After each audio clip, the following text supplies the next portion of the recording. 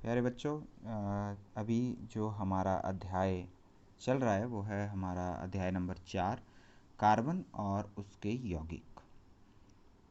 इस अध्याय में हम कार्बन और उससे बनने वाले यौगिकों के बारे में पढ़ेंगे। हालांकि आप लोगों ने बहुत सारे तत्वों के बारे में पढ़ा है, लेकिन कार्बन एक स्पेशल टाइप का एलिमेंट है। क्यों है स्पेशल, उसके बारे में हम इस चैप्टर में पढ़ेंगे। कार्बन के ऊपर ये अलग चैप्टर है। क्यों है ये सब, इसकी प्रॉपर्टीज़ की वजह से है। क्या इसके गुण हैं, उसके बारे में इस अध्याय में हम पढ़ेंगे। सबसे पहले हम ये जान लेते हैं कि कार्बन का जो सूत्र है, प्रतीक है, वो है C। और इसका परमाणु द्रव्यमान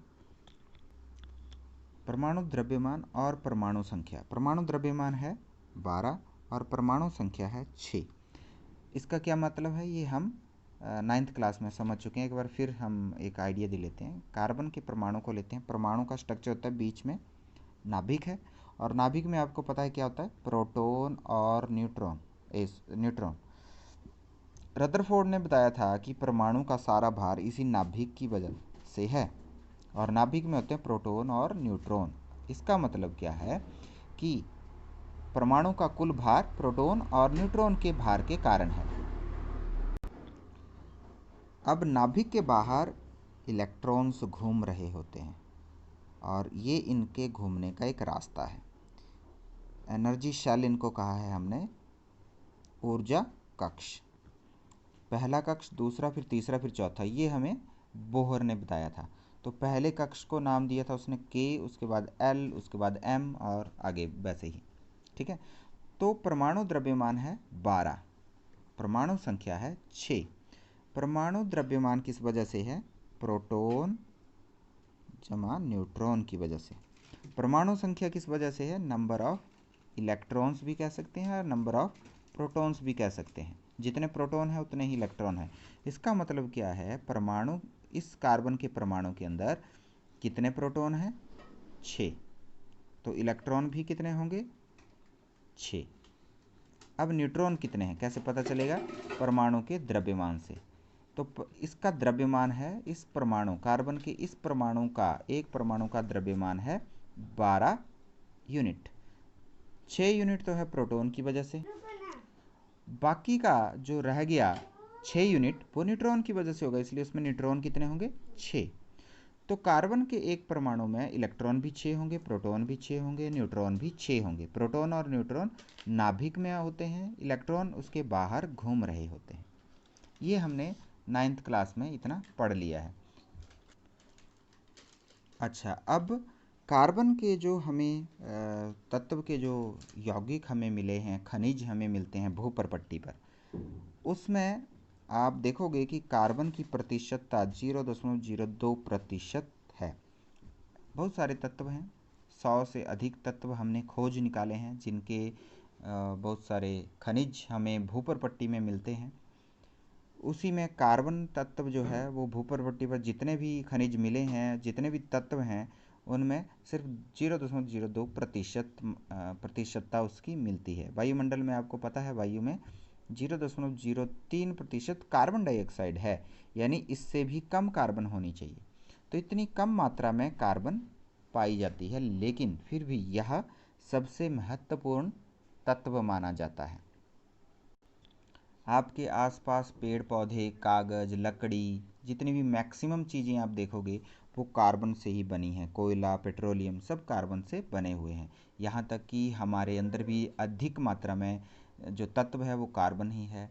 हमारी कोशिकाओं में कोशिका भित्ति है, कोशिका झिल्ली है, माइटोकॉन्ड्रिया, उसके जितने भी अंदर साइटोप्लाज्म है, कोशिकांग हैं, उन सब में अत्यधिक मात्रा में कार्बन तत्व पाया जाता है। लेकिन अगर इस यूनिवर्स में देखा जाए तो कार्बन की प्रतिशतता बहुत कम है।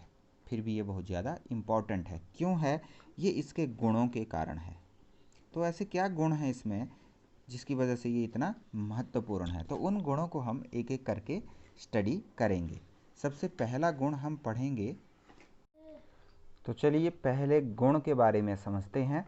कार्बन में आबंधन, बॉन्डिंग कैसे होती है। तो इसमें जो आबंध हैं उनको हमने कहा है सहसंयोजी आबंध यानी कोवलेंट बॉन्ड। इससे पहले आपने पिछली क्लास में 9th में आयनिक बॉन्ड्स के बारे में पढ़ा था। आयनिक यौगिक क्या होते हैं? उनके गलनांक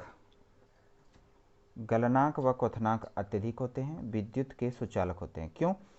ये कार्बन के नहीं बात कर रहे हम बात कर रहे हैं आयनिक यौगिक की, जिन्हें हमने 9th क्लास में पढ़ा था।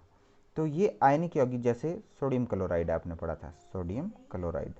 तो ये सोडियम क्लोराइड कैसे बना था? इसमें से एक इलेक्ट्रॉन क्लोरीन ने ले लिया था, तो इसके ऊपर पॉजिटिव चार्ज था, इसके ऊपर नेगेटिव चार्ज था। तो जिनके ऊपर चार्ज होता है उनको आयन कहते हैं। और आयन जब जुड़ गए, सोडियम और क्लोरीन के बीच में एक बॉन्ड बन गया, पॉजिटिव और नेगेटिव चार्ज एक दूसरे को अट्रैक्ट करते हैं, तो ये एक बॉन्ड बन गया बीच में। इस बॉन्ड को हम आयनिक बॉन्ड, आयनिक आबंध कहते हैं। और ये बहुत ज़्यादा स्ट्रांग है, ये इजीली नहीं टूटेगा, इसलिए इनके गलनांक क्वथनांक अत्यधिक होते हैं, जो आयनिक यौगिक होते हैं। और ये विद्युत के सुचालक भी होते हैं। क्यों सुचालक हैं? क्योंकि ये आयन बनाते हैं। आयन कैसे बनते हैं? जब इलेक्ट्रॉन निकल रहा है, इलेक्ट्रॉन फ्री हो रहा है, और जब इलेक्ट्रॉन फ्री हो रहा है तो इलेक्ट्रॉन के फ्लो से ही तो इलेक्ट्रिसिटी बनती है। ठीक है, तो अगर आयन्स बनते हैं तो डेफिनेटली वो विद्युत के चालक होते हैं। अब कार्बन के यौगिकों के बारे में बात की जाए, अगर कार्बन के यौगिक की बात की जाए तो कार्बन के यौगिकों का गलनांक और क्वथनांक कम होता है, इनकी अपेक्षा कम होता है, आयनिक यौगिकों की अपेक्षा, और विद्युत के कुचालक होते हैं। इससे क्या पता चलता है? अगर कार्बन के यौगिकों का गलनांक और क्वथनांक कम है, इसका मतलब क्या है कि जो कार्बन के यौगिक बने हैं उनके आबंध ज़्यादा स्ट्रांग नहीं है। क्यों? तो कम क्यों हुआ गलनांक और क्वथनांक? क्योंकि आबंध जो हैं वो कमज़ोर होते हैं, है ना, इसलिए इजीली टूट जाते हैं। लेकिन आयनिक यौगिकों के इजीली नहीं टूटते, इसलिए गलनांक और क्वथनांक अत्यधिक है। दूसरा, ये कुचालक हैं। तो कुचालक हैं, इसका मतलब इसमें आयंस नहीं बनते। जैसे यहाँ आयनिक यौगिकों में आयंस बनते हैं, इलेक्ट्रॉन रिलीज होते हैं, इनमें इलेक्ट्रॉन रिलीज नहीं होते, अर्थात ये आयन नहीं बनाते हैं। तो कार्बन के यौगिक आयनों का निर्माण नहीं करते हैं। तो इतना आपको समझ आ गया। इसके बाद हम पढ़ते हैं कि ये कार्बन के यौगिकों में इलेक्ट्रॉन का वितरण कैसे होता है। 9th क्लास में आपने क्या पढ़ा है इसके बारे में? आपने वैलेंसी पढ़ी है, संयोजकता पढ़ी है, संयोजन क्षमता पढ़ी है, तत्वों की संयोजन क्षमता और संयोजकता इलेक्ट्रॉन के बारे में आपने पढ़ा है।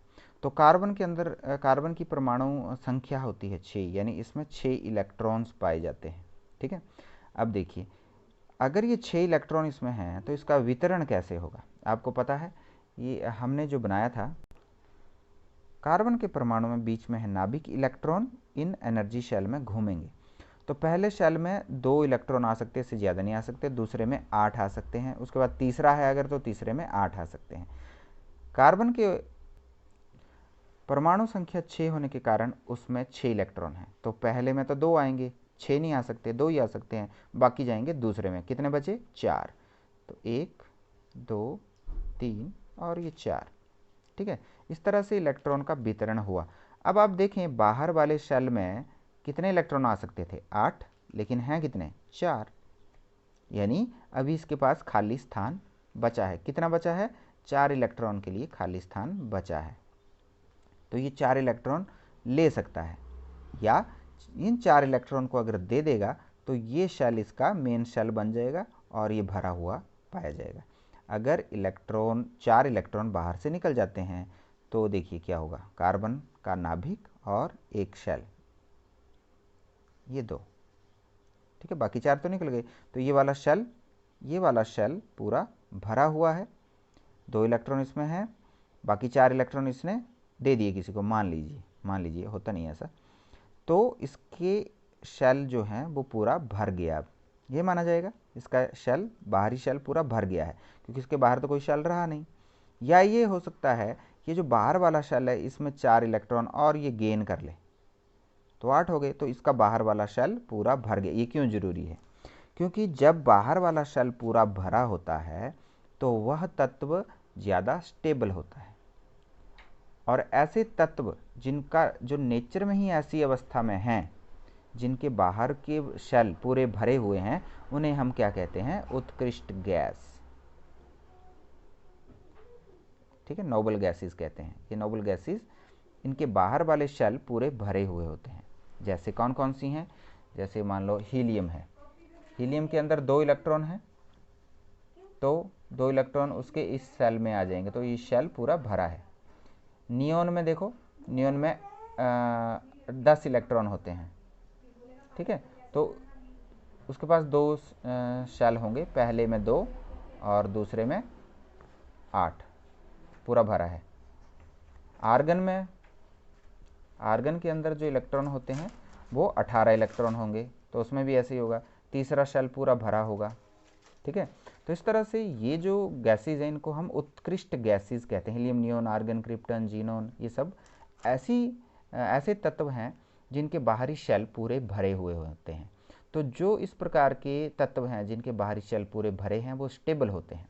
और हर एक तत्व जो कि नेचर में पाया गया है, हर एक तत्व इस अवस्था में आने का प्रयास करता है। जैसे कार्बन है, कार्बन के अंदर 4 इलेक्ट्रॉन की ज़रूरत है, या तो वो 4 इलेक्ट्रॉन ले ले या अपने 4 इलेक्ट्रॉन किसी को दे दे, तो उसकी कन्फिग्रेशन उसकी भी इसी प्रकार की इलेक्ट्रॉन विन्यास हो जाएगा जिसमें उसका बाहरी शेल पूरा भरा हुआ माना जाएगा।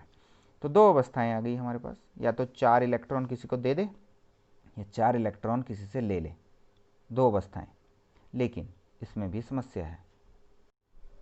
मान लीजिए अभी एक कार्बन का एटम है, परमाणु है, इसमें हमारे पास 8 और 2 10 इलेक्ट्रॉन हो गए। तो बाहर वाले शेल में थे इसके पास 4 इलेक्ट्रॉन, 4 इसने गेन किए तो 8 हो गए, पूरा भर गया। लेकिन अब देखिए यहाँ पर 6 प्रोटॉन हैं, और ये जो प्रोटॉन है इलेक्ट्रॉन को अपनी इस आकर्षण बल की वजह से एक स्थान पर पकड़े हुए हैं।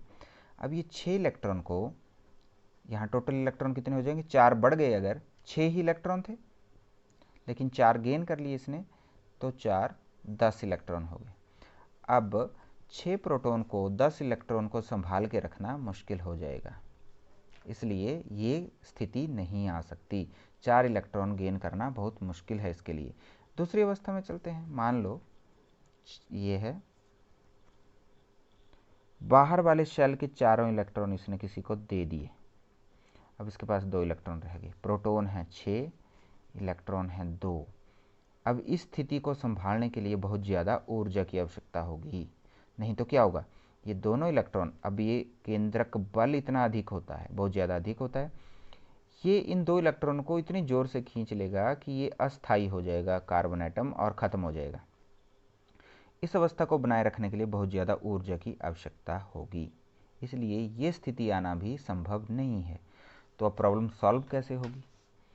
तो यहाँ पर एक अन्य तरह का आबंध बनता है जिसे हम बोलते हैं सह संयोजी आबंध, कोवलेंट बॉन्ड। मतलब किसी दूसरे एलिमेंट के साथ अपने इलेक्ट्रॉन को साझा कर लेना, ना इलेक्ट्रॉन उसको देना ना लेना, बस ये कह दिया कि जब तुझे ज़रूरत है, कार्बन कहेगा, मान लो हाइड्रोजन है, हाइड्रोजन के पास 1 इलेक्ट्रॉन है, इसको भी 1 की ज़रूरत है, कार्बन को 4 की ज़रूरत है, ये क्या करेगा? इसके साथ शेयर कर लेगा। चल भाई, मेरा 1 इलेक्ट्रॉन तुम यूज़ कर लो, ज़रूरत है, और तुम्हारा 1 इलेक्ट्रॉन मैं कर लेता हूँ। दूसरी तरफ भी एक हाइड्रोजन के इलेक्ट्रॉन के साथ शेयरिंग कर ली, यहाँ भी शेयरिंग कर ली, यहाँ भी शेयरिंग कर ली। तो कार्बन के इलेक्ट्रॉन सारे पूरे हो गए, 2 2 4 2 6 2 8 बाहर वाले शेल में। हाइड्रोजन के अपने पूरे हो गए, 2 2 2 2। दोनों ने एक दूसरे की हेल्प कर दी और अपनी संयोजकता को स्थायी बना लिया। तो इस प्रकार से यहाँ जो बॉन्ड बने हैं, ये क्या बॉन्ड बने हैं? एक कार्बन के साथ 4 हाइड्रोजन ने बॉन्ड बनाया है। तो इस प्रकार के बॉन्ड जिसमें इलेक्ट्रॉन ना तो दिया गया ना तो लिया गया, सिर्फ साझा किया गया, इसे सहसंयोजी आबंध कहते हैं। और ये थोड़े वीक होते हैं। आयनिक जो बॉन्ड थे उसमें तो इलेक्ट्रॉन दिया और लिया गया था, तो वो आयनिक बॉन्ड थे, आयनिक आबंध थे जो बहुत ज़्यादा स्ट्रांग थे। लेकिन ये कार्बन के जो आबंध हैं ये हैं सहसंयोजी आबंध, जो कि थोड़े उसकी अपेक्षा वीक होते हैं, जल्दी टूट जाते हैं। इसलिए आयनिक यौगिकों की अपेक्षा कार्बन के यौगिकों का गलनांक और क्वथनांक कम होता है, इसलिए थोड़ा गर्म करने पर टूट जाएंगे।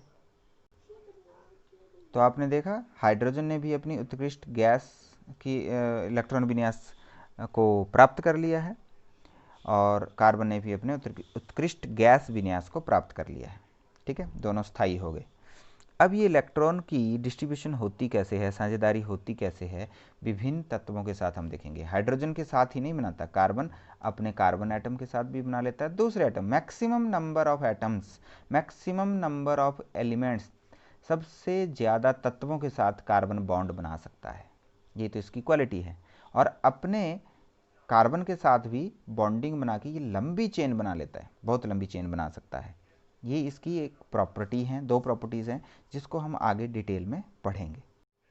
तो इसी तरह के और भी हमारे पास तत्व हैं, जैसे आपको पता है हाइड्रोजन गैस होती है H2। तो H2 गैस भी ऐसे ही बनी है, हाइड्रोजन के साथ आबंध बनाता है। हाइड्रोजन के अंदर एक इलेक्ट्रॉन है, इसको एक इलेक्ट्रॉन और चाहिए। ये हाइड्रोजन है, इसका ये नाभिक है और इसके बाहर ये इलेक्ट्रॉन है। अब इसको इस शेल में कितने होते हैं, मैक्सिमम 2 होते हैं। तो ये नोबल गैस है। नोबल गैस प्राप्त करने के लिए इसको एक इलेक्ट्रॉन की आवश्यकता थी, लेकिन ये भी कोवेलेंट बॉन्ड बनाता है। दूसरे हाइड्रोजन में देखिए, हाइड्रोजन में एक इलेक्ट्रॉन है, दूसरे हाइड्रोजन में भी एक इलेक्ट्रॉन है। दोनों एक दूसरे के संपर्क में आएंगे और अपने इलेक्ट्रॉन्स को एक दूसरे के साथ शेयर कर लेंगे। इसके भी 2 हो गए, इसके भी 2 हो गए। ठीक है, उसी प्रकार ऑक्सीजन है O2। ऑक्सीजन में 8 इलेक्ट्रॉन होते हैं, इसका मतलब उसके पहले शेल में 2 और दूसरे में 6 इलेक्ट्रॉन है। 2 इलेक्ट्रॉन की और आवश्यकता है इसको। तो दूसरे ऑक्सीजन के साथ ये एक दूसरे से शेयर कर लेते हैं, 2 इलेक्ट्रॉन एक दूसरे के साथ शेयरिंग हो जाती है इनकी, और इस प्रकार O2 बन जाता है। तो 2 कोवेलेंट बॉन्ड बनते हैं। हाइड्रोजन में एक कोवेलेंट बॉन्ड बना। अच्छा, एक बॉन्ड बनने के लिए 2 इलेक्ट्रॉन की आवश्यकता होती है। हाइड्रोजन ने एक इलेक्ट्रॉन शेयर किया, इसने भी, तो 2 ये इलेक्ट्रॉन शेयर हुए, तो ये एक बॉन्ड बना। यहाँ पे एक ऑक्सीजन को भी 2 इलेक्ट्रॉन की ज़रूरत थी, दूसरी को भी 2 की ज़रूरत थी। इसने अपने 2 इलेक्ट्रॉन इसके 2 इलेक्ट्रॉन के साथ शेयर कर लिए, 2 बॉन्ड बन गए। तो ऑक्सीजन की बॉन्डिंग ऐसे होती है O डबल बॉन्ड O। उसी प्रकार नाइट्रोजन में है, नाइट्रोजन के अंदर 3 इलेक्ट्रॉन चाहिए, वो 3 इलेक्ट्रॉन दूसरे नाइट्रोजन से ले लेगा, शेयरिंग हो जाएगी। तो नाइट्रोजन का ट्रिपल बॉन्ड बन जाता है नाइट्रोजन के साथ।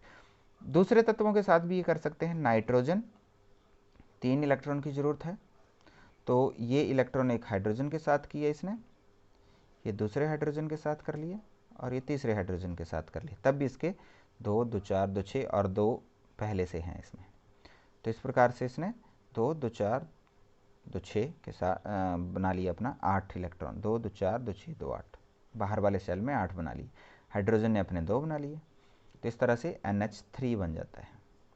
ठीक है, अब कार्बन के अंदर उसी प्रकार कार्बन जो है बॉन्डिंग बनाएगा हाइड्रोजन के साथ, 4 बॉन्ड बनेंगे। तो सबसे सिंपल CH4, जिसकी अभी हमने पहले बात की। तो यहाँ कोवेलेंट बॉन्ड की डेफिनेशन हमारे पास बनती है, 2 परमाणुओं के बीच इलेक्ट्रॉन के एक युग्म की साझेदारी। 2 परमाणुओं के बीच, हाइड्रोजन और हाइड्रोजन के बीच एक इलेक्ट्रॉन का युग्म है, पेयर है, उसकी साझेदारी हो रही है, या कार्बन की दूसरे हाइड्रोजन के साथ साझेदारी हो रही है।